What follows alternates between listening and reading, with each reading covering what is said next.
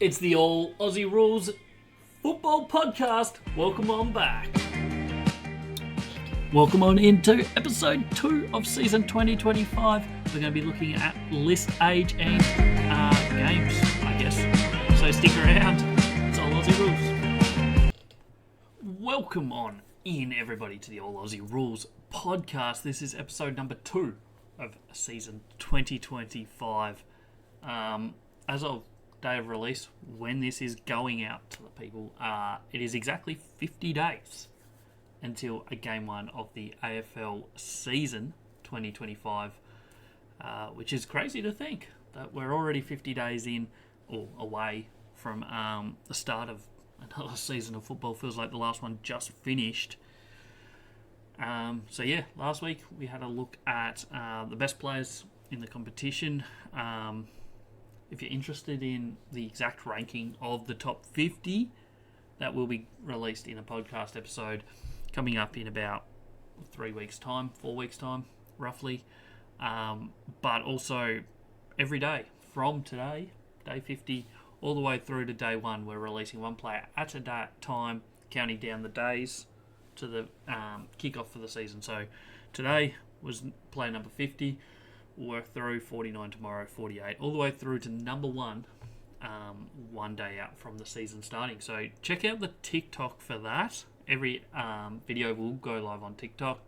A fair chunk of them will go on Instagram. I don't know exactly how many. And I might make some YouTube shorts on some of them as well. So check all that out. If you're interested, there'll be some controversial takes. As always, everybody has different opinions on who the best players are. But yeah, go check that out. Today's plan, we're going to have a little look at an analysis of all the teams, their lists, so their age, their games, that sort of stuff. It's probably going to be a little bit shorter than most episodes that we do, just because it's pre-season. We're building into it. There's a little bit of news about, but obviously once the games are really cracking and the pre-season games are starting, that's when we'll really start cracking up the episodes and giving you all the information that I think I want to bring. Well, firstly, before we jump into team list analysis, we'll just run through a little bit of the news that has happened in the last week since the last episode. So Noah Bolter, he's been announced that he's missing both pre-season games plus the first 4 games of Richmond's 2025 campaign due to what happened New Year's or Christmas or whenever it was over the break. So he's going to be missing for a little bit, which is big news for Richmond, who obviously are a team that lacking a fair chunk of their senior players from last year who left. Obviously, they still have Nank, they have Prestia, they have a few players, but Noah Bolter is certainly going to hurt them now that he's out for the first 4 weeks. Not much was expected of Richmond, though, this year anyway, so it doesn't probably make a huge amount of difference. The next injury is a big one. Christian Petracca. He's back. He was back at training. And then cracked a rib on, I think, Monday of this week. Might have been. Or was it last week? Anyway, one of his first days back at training, and he has cracked a rib, which is not good news after the major injury to the ribs and spleen and everything else that he suffered last year that ended his season. It's only one cracked rib. I wouldn't imagine it will be too bad. He'll probably be back fully, certainly running in a couple of weeks, I would imagine. There's no time frame at the moment, but and then contact, I guess, in a few weeks. Probably, I reckon he'd be back for their first game of the season. You never know, but we'll see how that plays out. But I would imagine he won't miss any at the start of the season. He'll just be maybe a little underdone, but for someone like Petracca, I don't see that being a major issue. Next injury update, Monday was a bad day for Todd Marshall. He's gone and done his Achilles. That's typically quite a long injury to come back from. I would be surprised to see him lace up before late in the season. It could be a season-ending injury, which would be really rough. I think he can get back if he gets a bit of luck with his rehab, but he's 26 years old, which is right at the time that players of his size want to be reaching towards their peak and really cementing a spot. So that's really bad news for him. So Don Marshall, don't expect to see him anytime, certainly before the buys. Another injury that has happened on Monday was Sam Walsh for Carlton. He's done his hammy. Not expected to miss any games. He will miss, 3-4 weeks of pre-season. So, once again, maybe slightly underdone, but, I mean, he should still have a full month or so of full contact, full running, full training before the first game. So, I don't see it affecting him too much as long as he recovers well. He will be in there for their opening round game, which, as I said, is 50 days away, 52 days away, or thereabouts, at time of injury. And one other bit of news was Hayden Young, who didn't fracture his leg in a knock before Christmas. Obviously fractured his leg late, or in the last game of the season. Was back in training before Christmas and got a knock, but it wasn't a fracture, just a bit of bruising. So crisis averted there. One of their best young midfielders. So he should be good to go for their first game in round 1 of season 2025. Sorry about that. So yeah, that's all the news in the last week, I guess. We'll jump now into a little bit of a list analysis for teams. You've probably seen them recently on social media. I think even AFL website did a little bit of a list comparison of teams. So we're going to do the basic one of age and games for each club, but we're also going to do. I've spent the last week also preparing best 22s according to me for each team, and we're going to look at the age and game profile of each of the best 22s as well. Changes things in the rankings a little bit. It doesn't redefine the whole thing, but some teams it certainly changes the order, and I think personally it's some interesting information. In terms of my best 22s, I will be releasing them over. We might do an episode on it before the season starts, but otherwise each team's best 22 will be in the club previews that I start releasing. I think the first episode will be 31st of January. I'm working pretty hard on them at the moment. So Adelaide Football Club will be released on the 31st of January, and we'll be moving all the way through to the Bulldogs, who will be released on, I think, the 4th or 5th of March. So keep an eye out for your team, other teams. There's going to be plenty of information in them. We'll be looking at everything from list, age, demographic, previous seasons, what's new, matchups, all this sort of stuff in those videos. So stick around, check them out on the YouTube channel coming up all the way through February, basically. Without any further ado, though, this is the basic one. This is average age of the full list of each team, ranked oldest to youngest. No surprise who is number one by quite a while there. When you think about it, every team's within 1.6, except for Collingwood, who is one whole year above everyone else. No surprise. Everyone knows they have a very old list, and they have continued to develop it as an old list, getting in like 25 to 29 year olds, whereas other teams are drafting young people, so it's no real surprise there. Brisbane, reigning premiers, they're second, so the last two premiership teams are 1 and 2. Bulldogs third, Melbourne fourth. Obviously missing finals last year and still being the fourth oldest team. Not ideal, but they still have plenty of talent on that team. Geelong, Carlton, Sydney, Adelaide is reasonably old, almost at that 25. Gold Coast, Hawthorn, pretty young team. Wait until you see best 22 average age, which will be coming up shortly. Fremantle and Port Adelaide, who obviously were second on the ladder in home and away season last year, so that's a pretty good number for them. Same with GWS, who did lose some experience throughout the trade and free agency period. Then we got St Kilda. Essendon, pretty young team at 24, almost the youngest. Bottom three teams from last year are the three youngest though. West Coast and Richmond both at 23.9 and North Melbourne at 23.8.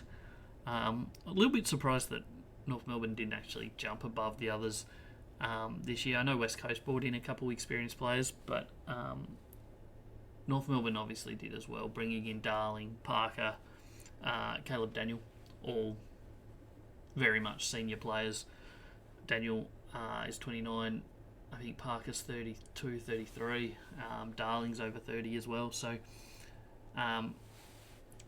those bottom teams have added quite a little bit of experience, at least, to West Coast and North Melbourne. Richmond obviously were the exact opposite. They lost a lot of experience and brought in a lot of draft picks. So they dropped right down in average age from 2024 to 2025.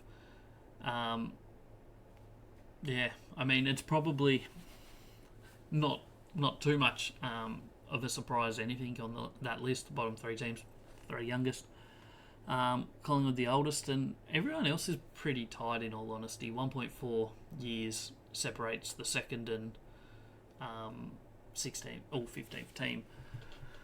So, yeah, nothing too outstanding there that sparks a little bit of a look, but this is the best 22 average age for each club based on the end of this season. So as of 31st of December 2025, I'm pretty sure these ages were. I should probably check that. But yes, I was correct. 31st December 2025. So, once again, Collingwood on top, no surprise there. Once again, miles in front of everybody else.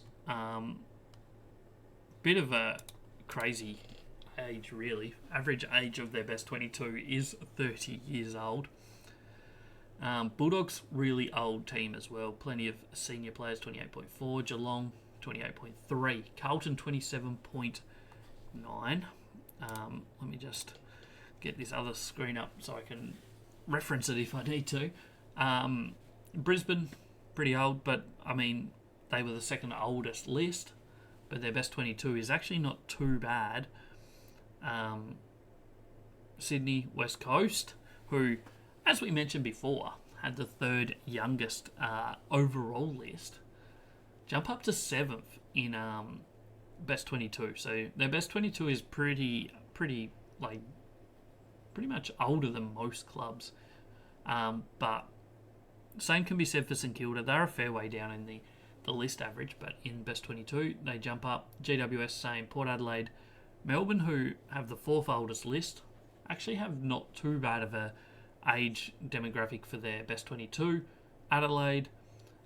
Richmond, surprisingly a little bit, jump up, but their best 22 at the end of the year will not be the best 22 that they have right now. We'll be seeing quite a few young players stepping up and into roles, I think, for the Tigers this year. Gold Coast, their best 22 is pretty young. For reference, their overall list is 24.7, whereas their team is 26.7, which is not too much of a difference in all honesty. Essendon, young list, young best 22. Fremantle, pretty similar, 24.5 for their list, 26.4 for their best 22. North Melbourne, 26.2 at 17. And the surprise packet, as I mentioned before, Hawthorn, average age of 26 for their best 22, which is the youngest in the AFL. Everybody knows what they did last year with Hawkball. Potentially still going to be the youngest team running out. Or very close to a lot of weeks by the looks of this. I mean, there's not a massive difference between, say, the bottom and the top. It is worth noting, however, that probably the main reason why the team average age, best 22 average age, is so low, is that I have put Gunston and Luke Brewster both as emergencies. I don't think those two go into as best 22 players for them this year. Could be wrong. I know Luke Bruce played sub a lot last year. Jack Gunston obviously played a fair chunk of games last year, but it's just a feeling I have that maybe they won't be in the best 22 this year. They probably will be at the start, but so that's worth noting when you're looking at the fact that the Hawthorn Hawks are bottom. That is a reason why. So once again, Collingwood really, really old. There's no doubt about it. They've gone all in poker terms for the premiership this year, so it'll be interesting to see how that plays out. Some other teams, I mean, it's all pretty much, I guess, the big names from last year typically are at the top. West Coast, pretty surprising that they're 7th. St Kilda 8th. It's a little bit older than I'd expect from them. Whereas teams like Melbourne, looking quite good range for their age, for their best 22 players. Who else is standing out? Fremantle, really young team, but a lot's expected of Fremantle this year. They missed finals last year after collapsing in the last 4 weeks. So it'll be interesting to see how that works out for them. And yeah, as I said, Hockball last year finished incredibly well. Made it all the way to a semi-final. They'll be hoping to go even further this year. Based on that, we'll jump now into games experience. This is list games experience first up. So their total average games for everybody on the list. Once again, Collingwood on top. 102.1 is a lot of experience across a whole list. Huge. Brisbane 85.9. So once again, last two premiership teams across their full list, 1 and 2. Geelong, the third last premiership team. So the last 3 premiership teams, all 1, 2 and 3. Chuck in Sydney, who obviously were runners-up last year, they're 4.